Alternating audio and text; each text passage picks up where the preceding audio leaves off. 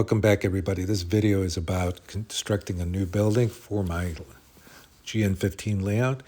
Here I'm going to be using 3D parts to recreate this building that you see here. After drawing inspiration from various sites like Pinterest, I sketched up the building just so that I can plan out the construction. One of the things I try to do when I'm planning out a building is try to have an idea of what the purpose of the building is.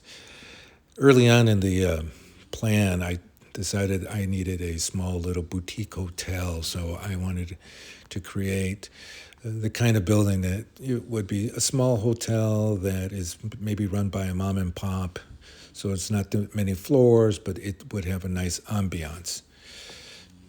So I thought about things to add, like a small little garden on the right side. Maybe the condition of the facade would be not as decrepit as I typically do. So here's the design. This building is going to be part of the right side of the layout, which is a new part of the layout that most of you have not seen.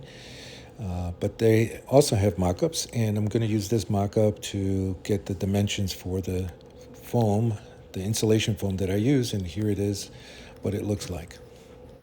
One of the key things to do is make sure that the window openings are uniform so that it makes designing and printing the 3D parts easy.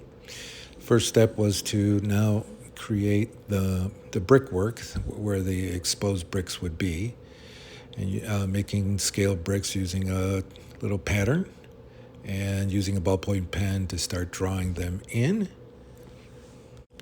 I find that using a ballpoint pen is a good tool to leave an impression in the foam that is pretty realistic, and after you paint it, you really get nice little brick shapes. I'm using a thick piece of paper instead of another layer of foam to make my plaster layer. I opted for thick paper to see if I could get a much more realistic thickness to represent the stucco layer.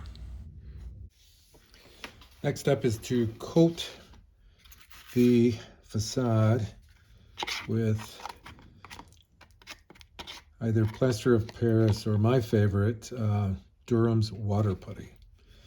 You get into like a pancake consistency, and you just spread it on. After the Durham's water putty dried, I went in and started painting all of the exposed brick using first a dark brown shade and then lighter shades. After that, I went ahead and painted the facade using this kind of warm orange color, almost like a terracotta. I thinned it out with some water and spread it out. After the facade dried, I went and did some highlights on the bricks, did any corrections of any spills that may have gotten on any exposed bricks or stones, and then I started weathering. Weathering consisted of adding blank, thinned out with water so that it would be like a wash. Went in and painted black in between the various stones there to kind of enhance the relief. I also added some thinned green paint to simulate moss, dirtied it up with my typical sand color that I have. The next project I tackled was the side door, which doesn't have any windows, so I thought it would be easier to make. So I used this thin basswood, marked it off, measured it, and using an X-Acto knife, I did several passes of the knife to cut the wood as cleanly as possible. After cutting the parts, I sanded them down. I think the trick here is to be as careful and methodical as possible so that everything fits properly. Sand it, measure it. I used a rough grade and then went with a finer grade to sand everything. Using a barbecue skewer and some white glue, I applied glue as sparingly as possible so it wouldn't ooze out and mar the the rest of the wood parts, which makes painting easier and much cleaner and neater. The barbecue skewer you can find at any grocery store, and they really come in handy to apply this glue. And I'm glad I did it because it was starting to come out really well. Everything was fitting.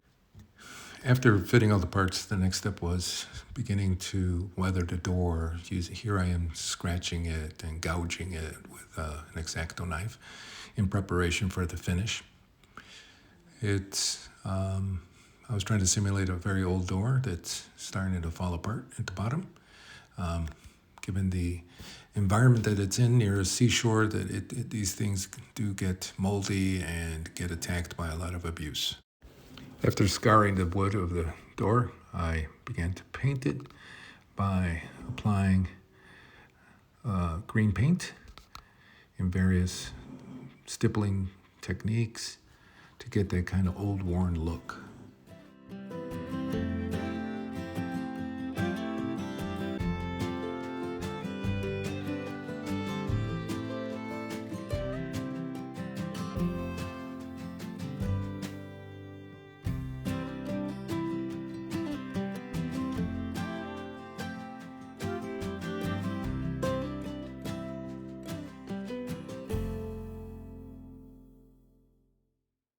I wanted to simulate an iron scroll work above the transom on the main door, and I found a drawing of this design.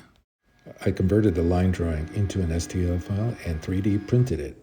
And here it is, my first conversion of a line drawing to an STL file and 3D print, and it fit perfectly. The next step on my 3D printing adventures, I decided to design the windows, including the window frames. I created them in Tinkercad and painted them and inserted them using white glue. All the files for this project will be in Thingiverse, and you can find the links in the show notes. I also weathered the windows to be in keeping with the rest of the building. The next step were the shutters. I 3D printed these also. Here I am painting a raw wood color that is weathered, kind of a gray, burnt umber. The next step would be to add rubber cement to simulate peeling paint. You apply the rubber cement over what you just painted. You could do it as liberally as you wanted, just the areas you plan to peel off. And then on top of that, you use your final desired color over the dried rubber cement. You let that dry, and then the magic happens. You use a knife to scrape off the area that has the rubber cement. You can remove as little or as much as you want to get a peeling paint effect.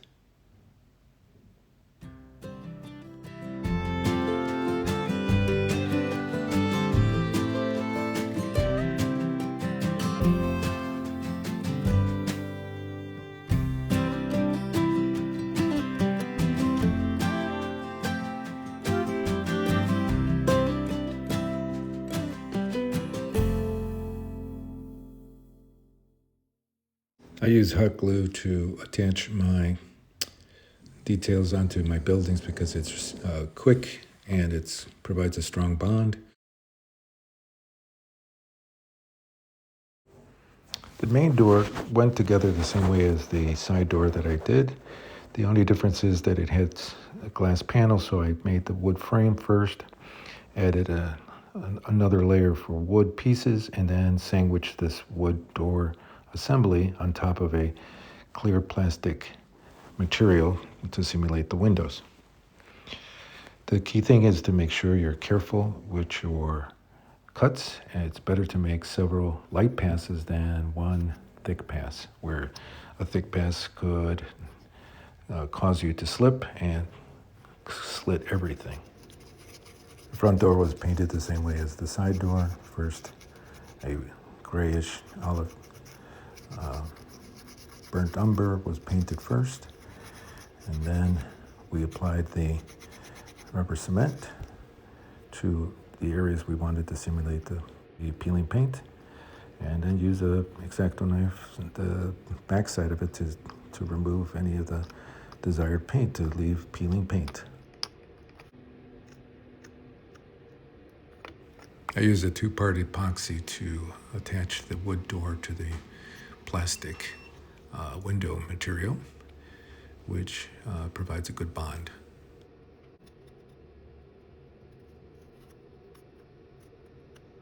I wanted to add window grills to the main door, so I went on Thingiverse and found a design that I could use and adopted by doing some modifications. So I will add it to my Thingiverse linked files below. Here I am dry brushing the resulting 3D print. I simply added two-part epoxy to the door edges to provide a nice clean bond between the wood, the plastic, and put it in place.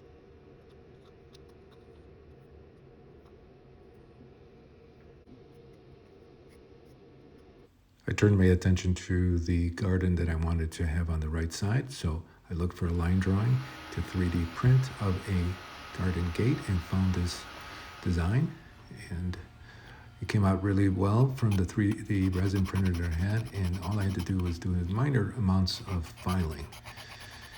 This allowed me to really do a nice job of simulating an iron gate for a small garden.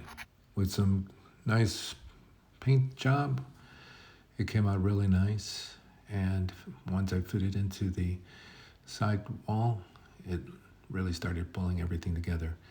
In the theme of the garden, I decided to also put in terracotta tiles on the floor, so here I am using some foam that I cut on my hot wire Proxon type cutter, and here I am now adding the shapes to my little cup of rocks that I will then put the cover on and shake it to add texture to the terracotta tiles.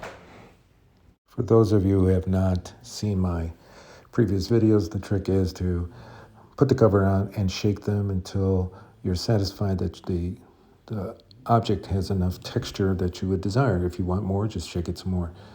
Now I am applying white glue to the garden area and spreading the glue as thinly as possible, and then applying the tiles in a tile pattern, one by one, just like in real life. We've come to the end of this video. This is part one. In part two, I'm going to continue adding more details, the windows on the side, adding vegetation to the garden, and a lot of other details to bring this building to life. This building has a lot of 3D parts, and I'll point them out in the next video. Thank you for visiting the little fishing village of Amalfitano. Please consider hitting the like button and subscribing. Until next time, arrivederci.